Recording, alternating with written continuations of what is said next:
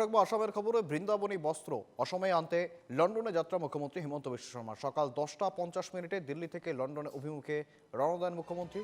অসমে বৃন্দাবনী বস্ত্র আনা নিয়ে ব্রিটিশ মিউজিয়ামের কর্তৃপক্ষের সঙ্গে আলোচনায় বসবেন তিনি।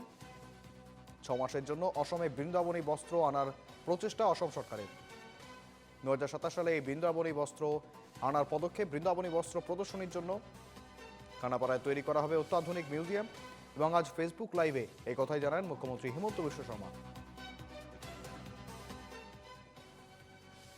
মোৰ মনত এটা ইচ্ছা আছিল যে এই বৃন্দাবনী বস্ত্ৰভাগ এবাৰ আমি অসমলৈ আনিব পাৰো নেকি।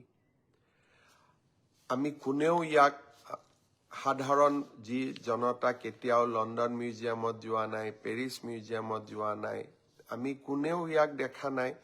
ক'ব গ'লে আমাৰ বহু প্ৰজন্ম এই বৃন্দাবনী বস্ত্ৰভাগ নেদেখাকৈয়ে এই পৃথিৱীৰ পৰা আঁতৰিও গৈছে।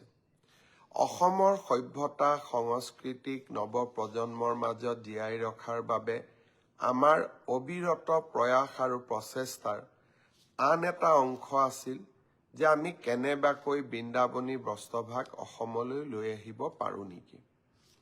অহাকালি লণ্ডনৰ মিউজিয়ামৰ লগত আমাৰ আলোচনা আছে।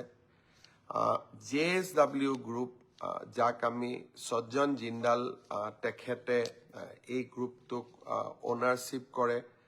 তেখেতৰ মাক অসমৰ আছিলে, তেখেত বৰ্তমান হাৰিয়ানাৰ বিধায়িকা। আৰু সজ্জন জিন্দালৰ অসমৰ লগত বৰ্তমান কোনো ব্যৱসায়ো নাই, উদ্যোগো নাই।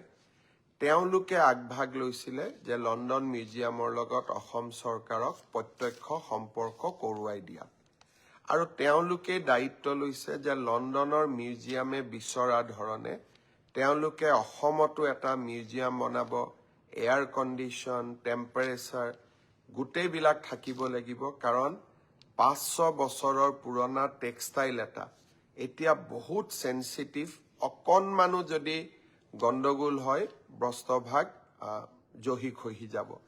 এই গোটেই কথাবোৰ পৰীক্ষা কৰি বহুত চিন্তা কৰাৰ পিছত মোক লণ্ডনৰ মিউজিয়াম কৰ্তৃপক্ষই অহাকালি মাতি পঠিয়াইছে। ভাৰতৰ আমাৰ ৰাষ্ট্ৰদূতগৰাকীও ইয়াত ইনভলভ আছে। ভাৰত চৰকাৰ, প্ৰধানমন্ত্ৰী ডাঙৰীয়াই এই বিষয়ে খবৰ ৰাখিছে।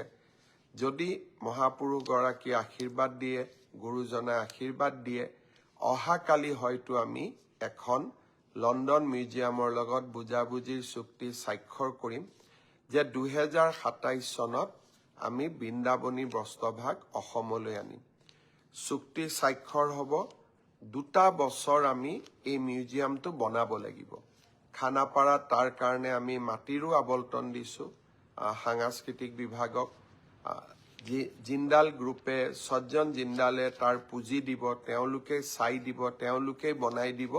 কিন্তু মিউজিয়ামটোৰ স্বত্বাধিকাৰ অসম চৰকাৰ হ'ব। আৰু বৃন্দাবনী বস্ত্ৰভাগ আমি লৈ আহিম, আমি প্ৰদৰ্শন কৰোৱাম।